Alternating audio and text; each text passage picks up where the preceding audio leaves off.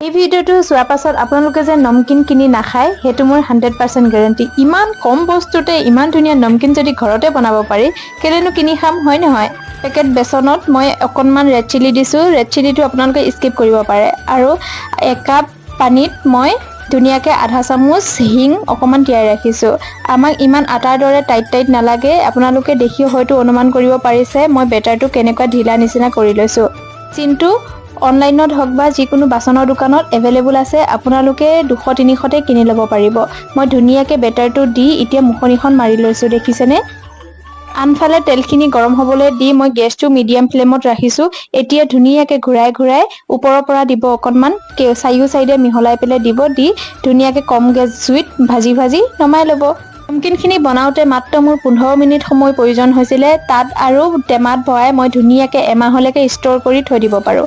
এতিয়া নৰসিংহ পাতখিনি মই তেলত